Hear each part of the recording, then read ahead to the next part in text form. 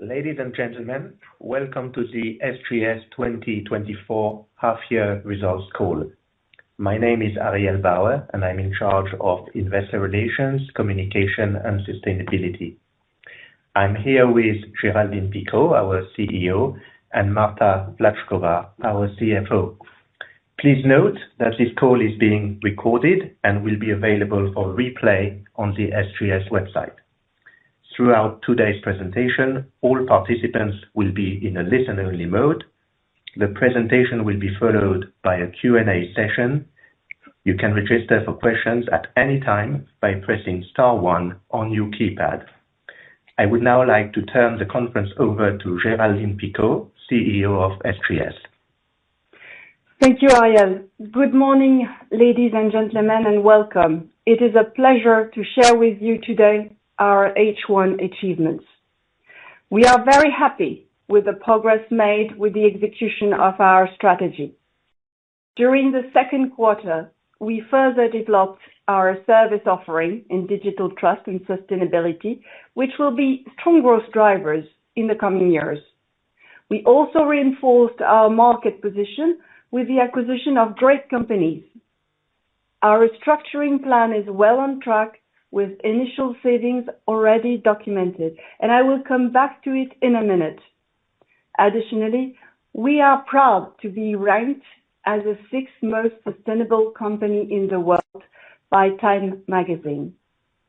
On the financial results, we reported a strong organic growth of 8%, and we have been able to fully mitigate the negative impact of the Forex on our margin rate, mainly with the early savings realized from the restructuring plan.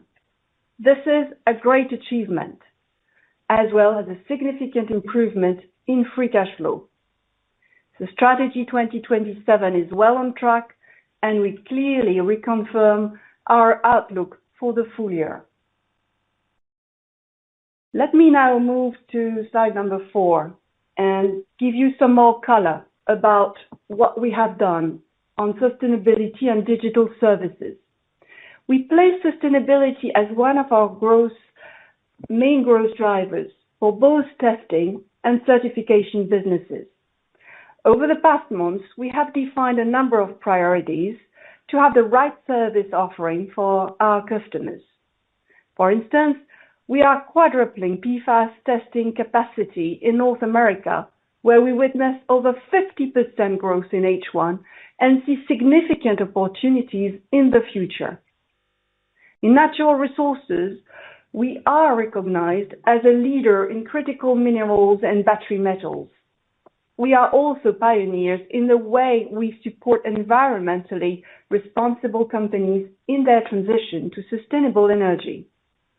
We are leading the way in sustainability report assurance in Asia, where we signed several contracts with top-listed companies and expect significant revenue growth in this area, especially in other geographies.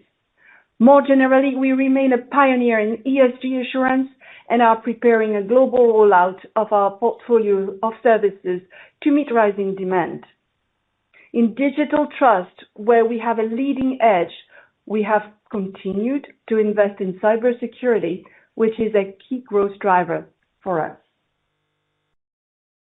Let's now look at M&A. As part of our strategy, we have reactivated bolt-on acquisitions. We choose companies with a good strategic fit, which will strengthen our position or complement our geographical footprint. We also ensure that we will be in a position to execute a smooth integration and realize the identified synergies. In H1, we have signed the acquisition of Arclight and Gossamer, which reinforce our presence in North America and our leadership in connectivity. IEC strengthens our global leadership in cosmetics, while AQM and Cromanal are key players in pharmaceutical testing in Colombia. As with all of our investments, we apply strong financial discipline with criteria on growth potential, profitability, and payback.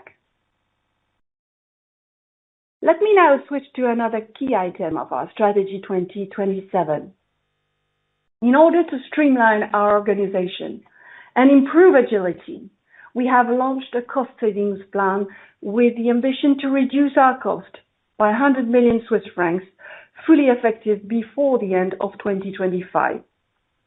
This plan is very well on track, and the savings represent already 0.3 percentage points of margin in H1.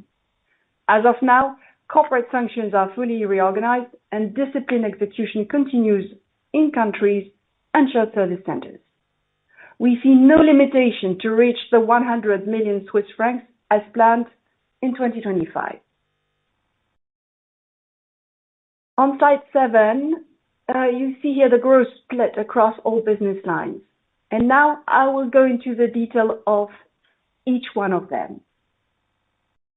Let's start with industries and environment. Organic sales growth of 10.9% was driven by all regions and services. Our strong growth is more specifically driven by advisory, safety, and environment. Advisory was supported by sustainable construction projects in the renewable energy sector, for instance, in Latin America. In safety, we recorded strong growth in risk assessment and industrial hygiene services in Europe. And last but not least, in environment, like I just mentioned, we signed multi-year contracts for site remediation and PFAS testing. Finally, I would like to note that we are seeing increased activity related to CBAM regulation and carbon capture, where SGS has a strong expertise, and more generally, those related to the transition to renewable energies such as hydrogen. Natural resources benefited from the strong momentum of the energy transition and delivered strong organic sales growth of 8.6%. We have a large number of projects in metallurgy, notably in battery metals in North America. SGS has a recognized expertise in this field. We are at the forefront of supporting companies and national governments in their transition to sustainable energy, with over 190 projects ongoing at the end of H1. Also, high single-digit organic growth in trade and inspection was driven by project wins across all commodities and regions, with particularly strong activity in minerals reported in Asia Pacific and North America. Let's now go to our connectivity and products, which continued to accelerate in H1. It generated solid organic sales growth of 6.9%. New opportunities in sustainability continued to fuel organic growth within soft lines sub-business segment. This was supported by rising consumer expectations and regulation. In hard lines, high single-digit organic growth was mainly driven by toy safety and lower inventory levels. Connectivity achieved another strong set of results, delivering high single-digit growth and solid performance in product safety and cybersecurity in Asia Pacific. Organic sales growth in health and nutrition was driven by cosmetic in Asia Pacific and in food globally. High single-digit organic growth in food was driven by project wins, regulations, and network expansion. In cosmetics and hygiene, we benefited from double-digit organic growth in Asia Pacific. Market conditions in health science remained challenging. Health science market is a bit soft and suffering, but remains strategic market for us, where we have strong outsourcing capabilities. Let's now in with the business assurance, and business assurance delivered organic sales growth of 7.8%. Double-digit organic growth in certification was supported by strong activity in North America, Europe, and Asia Pacific. Medical devices continued to be a strong driver, with over 100 new contracts signed in 2024. Strategic segments of digital trust and food assurance also continued to fuel growth. Organic growth in sustainability accelerated further, thanks to strong performance in ESG assurance and sustainability audits, where our expertise is well recognized.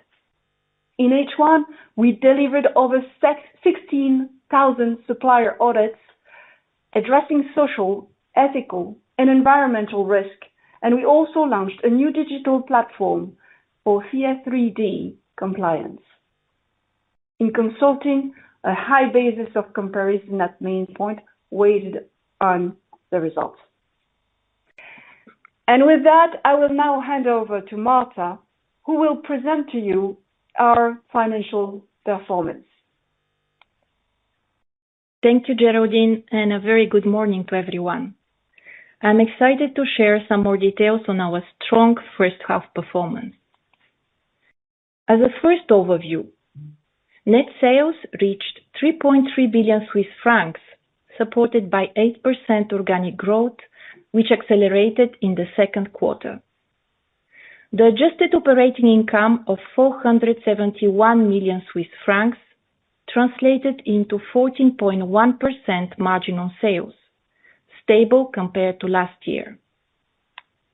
In addition, we generated a free cash flow of 155 million Swiss francs, which was 35% higher versus prior year. Let's now move on the next slide and see how the sales compare to last year. In the first half of the year, our sales reached 3,335 million Swiss francs, up by 1.6% compared to prior year. We can see that the strong organic growth of 8% was partially offset by the scope effect and the Forex. The negative scope of 0.6 points reflects the prior year disposals of the automotive assets assessment and the powertrain testing businesses, partly compensated by the acquisition of Nutrasource in May 2023 and ArcLight in May 2024.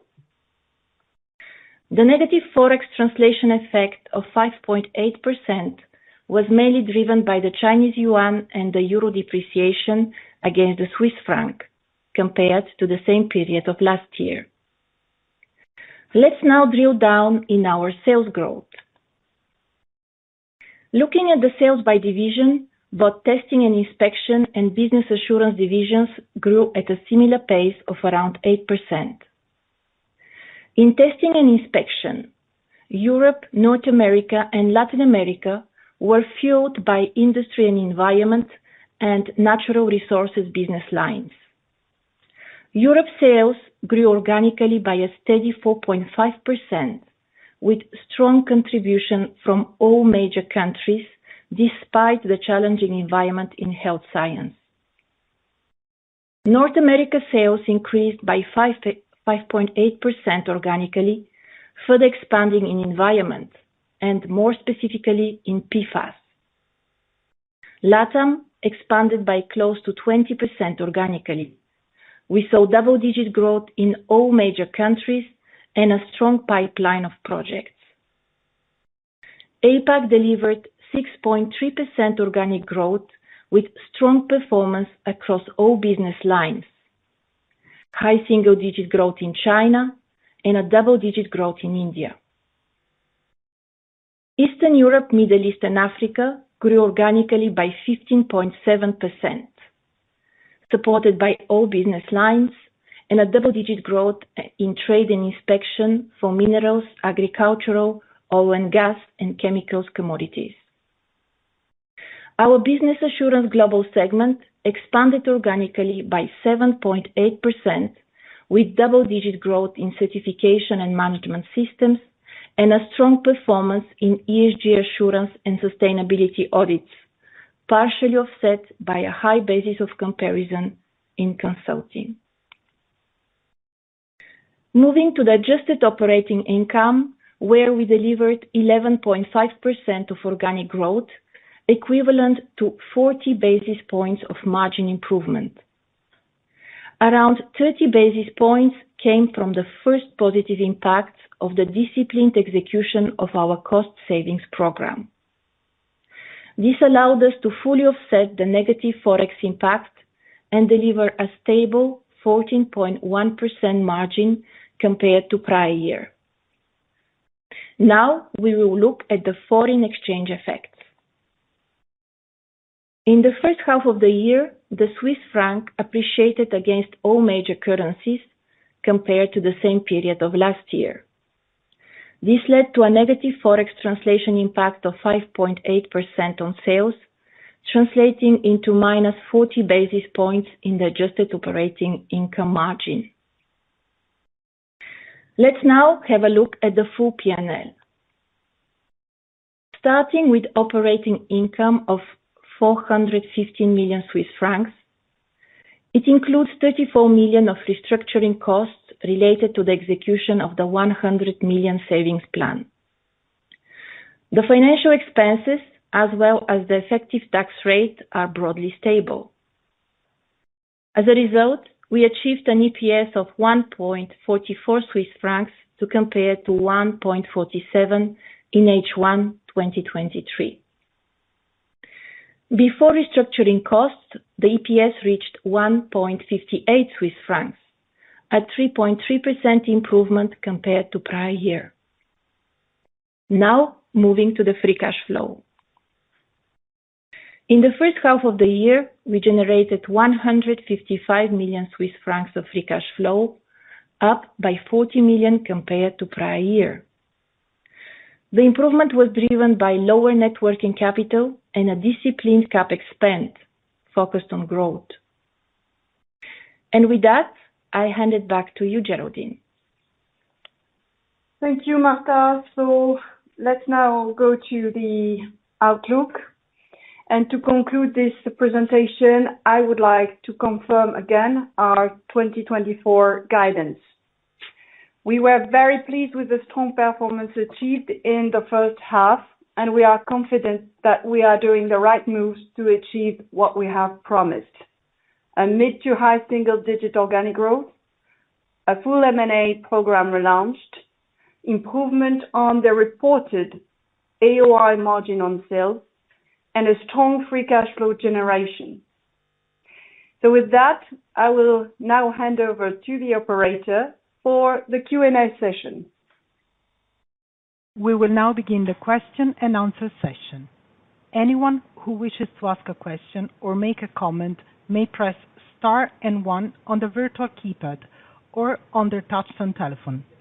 You will hear a tone to confirm that you have entered the queue. If you wish to remove yourself from the question queue, you may press star and 2. Participants are requested to use only handsets while asking a question. Please limit yourself to 2 questions. The first question is from Will Kirkness from Bernstein. Please go ahead. Thanks very much. 2 questions then, please. The first one, just if you could help us understand the price component of organic revenue growth. So if you could give us a split between volumes, mix and price, that would be really useful.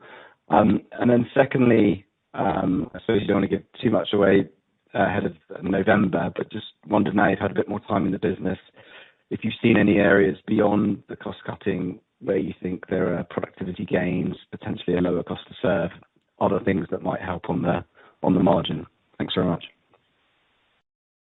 Good morning, Will. The second question was very, very difficult to understand. The sound was very bad. The first question, we understood that you wanted to know the composition of the organic growth between price and volume, and I will give the floor to Marta for that. Marta, do you want to answer that first question? The second question you'll have to repeat, Will, because I didn't get it. So on the second question, it was just around margins. Okay. All right, I'll take the second one. Marta, do you want to take the first one? Yeah, we see roughly 50-50 splits between price and volume in our 8% organic growth. Okay, Will, if your question is that we're going to have more productivity gains on top of the 100 million cost-saving plan, I am affirmative. We have a margin improvement that always comes from productivity initiative, and on top you have effectively the restructuring or the 100 million cost-saving plan. Yeah, it's clear. Thank you. Thank you. The next question is from Daniel Bürki from Zürcher Kantonalbank. Please go ahead. Thank you. Hello, Geraldine. Hello, Marta. I have two questions. First, on profitability. You had a strong increase in the margin in industry and environment. Could you elaborate on this? And the other four areas, divisions are down. What is stopping, let's say, natural resources to improve profitability if you have such a nice top-line growth? And then the second question, you did not dispose of your crop science business. Were these only financial considerations, or did you change your mind how attractive this business is for you in the future? Thank you. Okay, Daniel, good morning. I will start with the second question. Look, it is fairly simple. The transaction was subject to a long stop date and to closing conditions, and these conditions were not met within the agreed timing. So crop science therefore remains part of SGS Group. We will run and develop our business. It remains inside SGS. Then you had a question about the margin. I want to be clear here. All our margins have improved if you look at it at constant currency, apart from health and nutrition. Your question about INE is also a good question. The product mix, you know, we have sub-segments below, have favored that increased in margin that you see in industry and environment. In natural resource, again, the margin has not declined when you look at it at constant currency. And we are expecting a strong momentum to continue in our natural resource business segment. Thank you. You're welcome. The next question is from Sylvia Barker from JP Morgan. Please go ahead. Thank you very much. Hi, morning, everyone. First question on the cost savings. Again, it seems you've achieved maybe 10 million already in the second quarter. So how should we think about the quarterly run rate of these cost savings? I presume they might be accelerating into Q3 and Q4, and then obviously into 2025. And then second question, just on these PFAS agreements, how much of a benefit those were already in the second quarter, but also how should we think about, I guess, the impact of them on that division into H2 and beyond? Thank you. Yes, thank you, Sylvia, and good morning. So on the cost savings, look, we have recorded already with a rapid ramp up and a good phasing of our 100 million cost saving plan, already 9 million in Q2. So you can effectively at least project such savings for Q3 and Q4. And then the rest, as we said, will come in 2025. Remember that we guided in January that we will reach the full run rate of the 100 million at the end of 2025. On your second question on the PFAS, we have invested, as you know, capacity substantially in order to capture that fantastic demand that we have, and we see it continuing and accelerating in the coming months and in 2025. So we're very positive about PFAS. That's why we invested again in capacity. We quadrupled our capacity in terms of PFAS testing. Thank you. The next question is from Agarwal Himanshu from Bank of America. Please go ahead. Hi, thank you for taking my questions. The first one, yeah, on the first half numbers, congrats on good set of results. But can you just talk about, like, what surprised positively on both organic growth and margin, which seems to have come in even better than your expectations? And also, how should we think about the second half? You mentioned 9 million we can extrapolate into second half, but can we expect a bit more of cost savings into second half? So that is the first one. And then second one is on industry and environment. You highlighted PFAS as one of the drivers for strong growth in first half.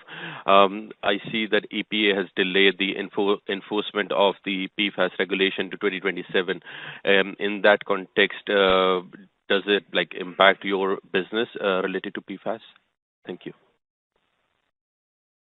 Yes. Can you repeat the last part? You have seen that, or what has been the latest part? Yes. Yeah, sorry. I was talking. So EPA in the US has delayed the enforcement of PFAS regulation to 2027.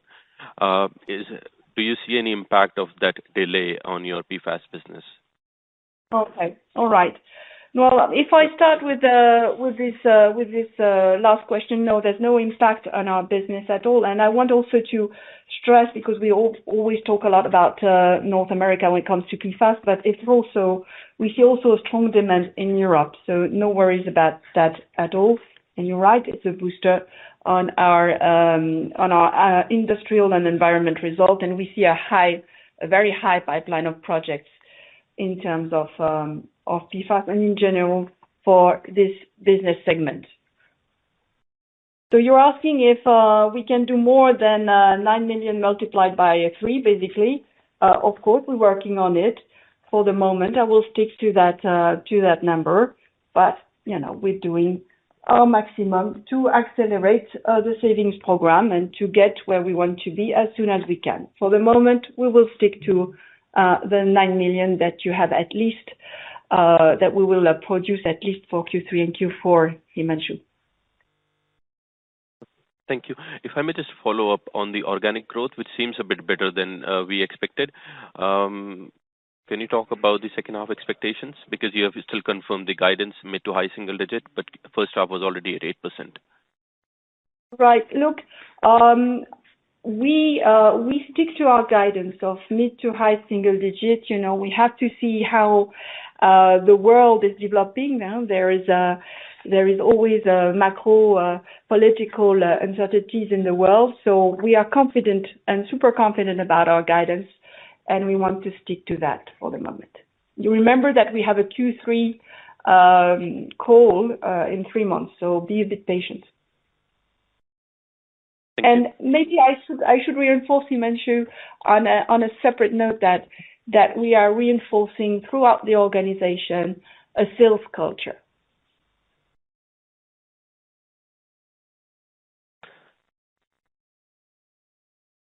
The next question is from Annelies Vermeulen from Morgan Stanley. Please go ahead. Hi, good morning, Geraldine and Marta. So 2 questions as well. So firstly, Geraldine, in your opening remarks, you talked about significant growth in Asia, sustainability reporting assurance, but also in other geographies. I was a little surprised to not see the sort of business assurance piece accelerating organically in Q2 versus Q1. Could you talk a little bit about your expectations for the second half in that division, bearing in mind, your comments on the strength of that, and as we get into ESG reporting requirements, particularly in Europe, into 2025. And then secondly, just a quick one on the restructuring costs, which I think were 34 million in the first half. Could you guide on what we should expect for that in the second half? Thank you. Sure. Good morning, Annelies. So in terms of business assurance, you're right.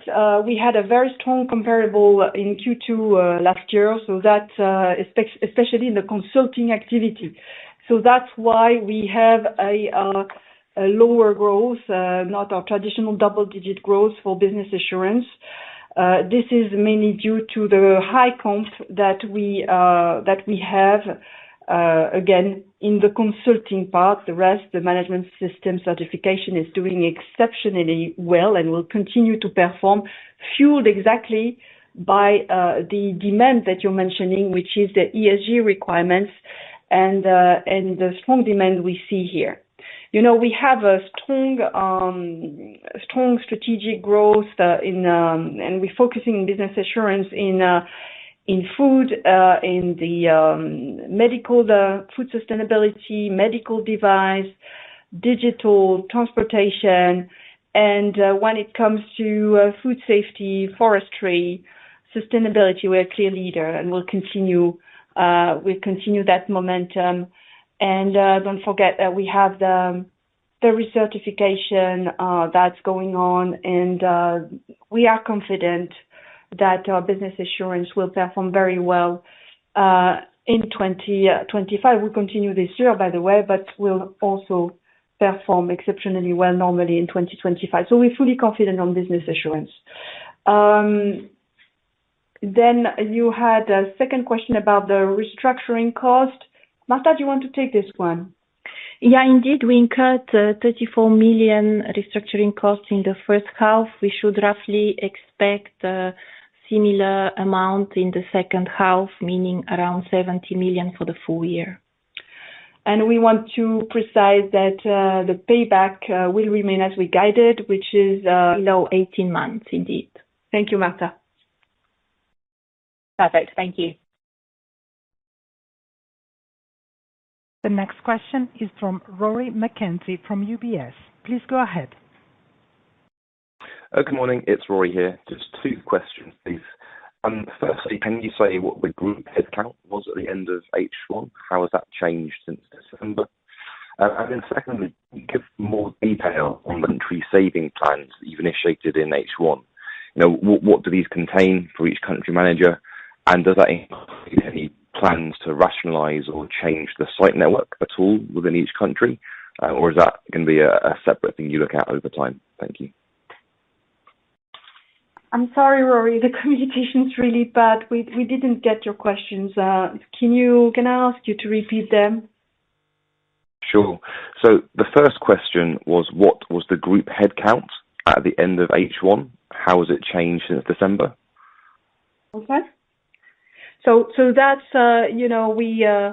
we have a similar headcount. We have the impact, a little bit of a marginal impact of the restructuring plan already, obviously, but you can, globally, with the plus coming from our acquisitions, stable number of people compared to December. Great, thank you. And then secondly, I wanted to ask about the country saving plans you initiated in H1. What do they contain in more detail? And does that include any plans to rationalize or change the site network in each country? Oh, all right. Look, yes, we have plans to tackle the indirect cost also at country level. And on top of that, we have also plans to improve the productivity, to improve and optimize the footprint where it makes sense, obviously, depending on the customer needs. And that is ongoing as well. Absolutely. On top, we are also, as mentioned, for the indirect costs, putting or optimizing with shared service centers our country overheads. Great, thank you. Welcome. The next question is from Arthur Truslove from Citi. Please go ahead. Good morning, Geraldine. Good morning, Marta. Well done on excellent results. First question from me. Obviously, health and nutrition is one line that is obviously flagging a little bit, particularly on the sort of biopharma side.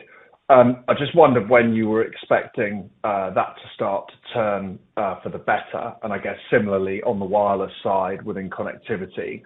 Second question, and I don't think you've answered this already. If FX rates were to remain where they are today, what would that mean as a margin tailwind or headwind in the second half? Thank you. Okay, so I'll take the first question and Marta will answer the second one. So basically, In health and nutrition, as I said, the health science was a bit soft. We see signal that effectively could lead to a better situation, at least toward the end of the year, with pharma inquiry increasing and a pipeline a bit more substantial.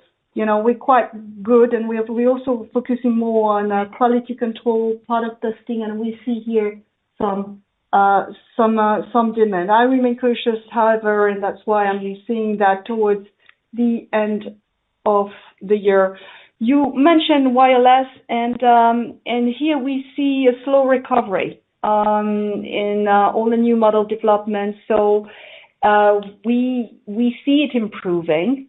And we do believe we should have a bit better second half for wireless.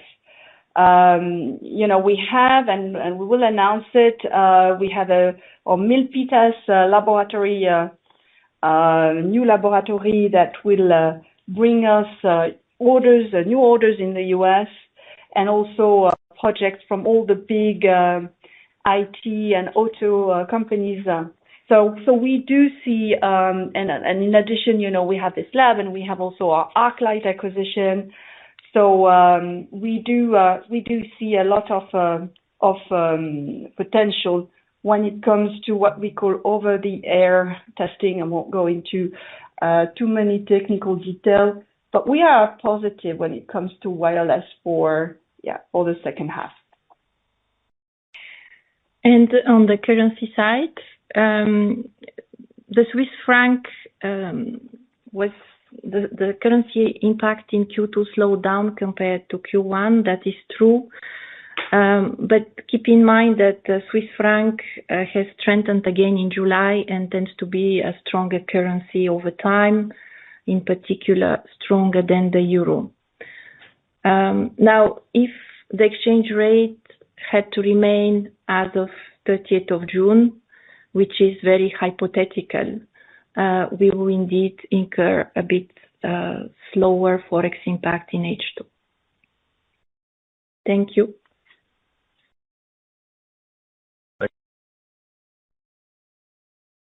The next question is from Suhasini Varanasi from Goldman Sachs. Please go ahead. Hi, good morning. Thank you for taking my questions.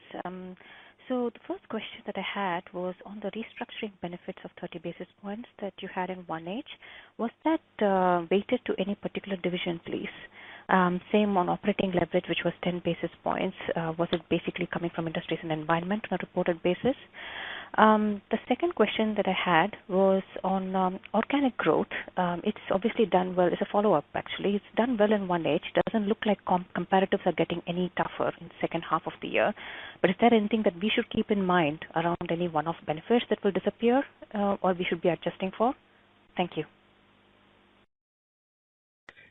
Okay. We are going to. I'm going to take the first question, and Marta, you can take the second question. So on the margins, basically, it's across all business, Suhasini, all business lines, and again, it does not involve any sales team. So we always pay attention, obviously, to cut indirect costs, as I mentioned, and not eliminate sales. That's obviously very, very important. So it impacts, again, all business lines. Same for the 10 bits related to the operating leverage. We had a good situation, and for I&E, it's clear. But we have actions to improve our operating leverage in all divisions and all business lines and all regions. Marta, do you want to take the second question? Yeah, on the organic growth, indeed, we saw strong momentum in industry and environment, in natural resources. As I mentioned, when I was covering the regions and countries, we saw a high single-digit growth in China, double-digit growth in India. So those were definitely a boost in H1. Now, looking at the full year, we would stick to our guidance for mid to high single-digit organic growth. And again, we have the update in Q3 where we can see more. Operator, we're going to take one last question. The last question for today is from James Rose for Barclays. Please go ahead. Hi there. Thank you. I've got two questions, please. The first is on consumer. Could you talk about the margin profile of cybersecurity within the mix, perhaps how it compares to soft lines or hard lines? And then secondly, going back to PFAS, if you were to quadruple testing capacity in North America, roughly what size business in terms of revenues would that create? Thank you. Yes, thank you, James. So C&P margin profile, we have good margins there. I would say that margins we do on all our cyber security and connectivity is aligned with the margins of the C&P. So it's neither accretive or dilutive, but it's just the same level. And on PFAS, we don't give such details at the revenues, but we would be happy to give more colors when we'll meet on our capital market event. Look forward to it. Thanks very much. Welcome. That was the last question. I would like to hand back over to Géraldine Picaud for any closing remarks. Well, thank you, operator. To conclude this call, let me reiterate that I am very pleased with the strong results and the excellent organic growth we achieved for the first half of the year. Execution has started and will continue at full speed. We remain fully focused on delivering on our promises, and this is only the start of our journey. I look forward to our next touch points, the Q3 sales update on 25th of October, and of course, our capital market event in Rotterdam and Antwerp on the 19th and 20th November, where we will give you more color on the building blocks of our strategy. Thank you, and I wish you a very good day ahead.